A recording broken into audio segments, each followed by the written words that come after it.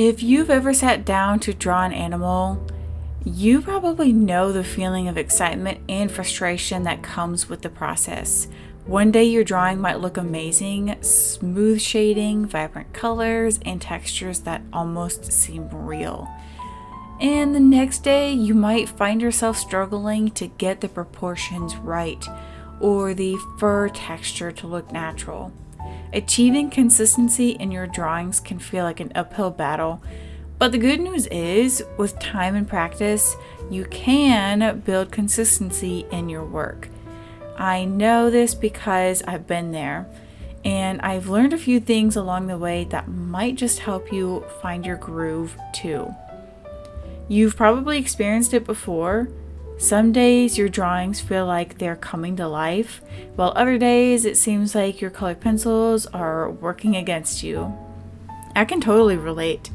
When I first started drawing animals with colored pencils, I found myself frustrated by how inconsistent my work was. One drawing would look great, and then the next I'd find myself battling the pencils, trying to get the right color and texture, but never quite succeeding. It felt like I was missing something, and every time I tried to improve, it was like I was back at square one. But I eventually figured out that consistency isn't something that happens overnight.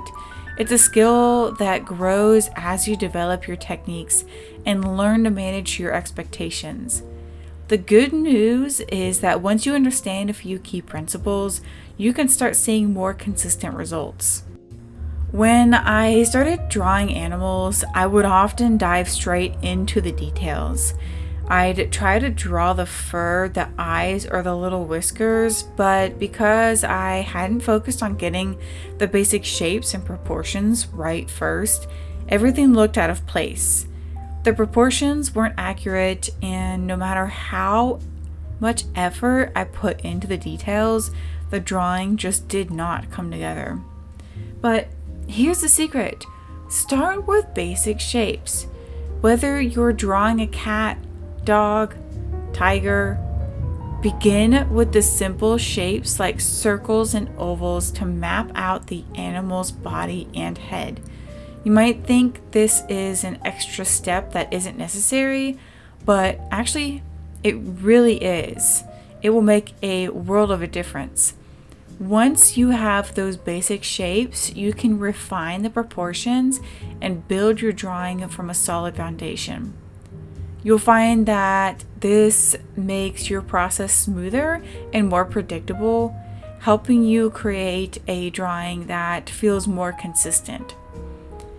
When I started drawing a dog for the first time, I spent way too much time on the details of the face before realizing that the body was completely wrong.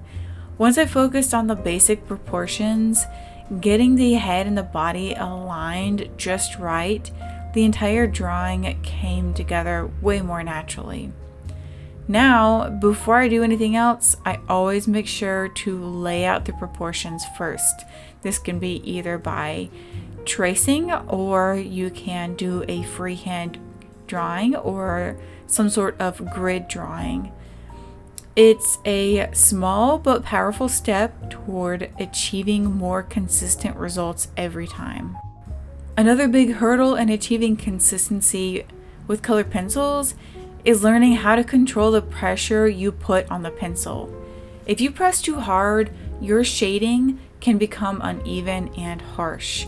If you press too lightly, your colors won't show up as vibrant and the texture will look flat. I definitely struggled with this when I was starting out. Some areas of my drawing would look great, while others were either too dark or just too light.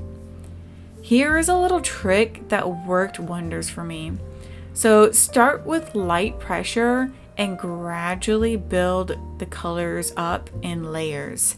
This approach creates smooth transitions between colors and prevents you from overworking any area of the drawing.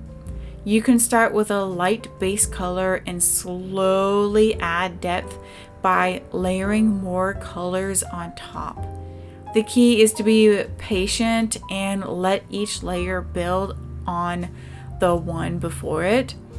Over time, I found that my shading became more even, and I started to feel much more confident with the way I used pressure.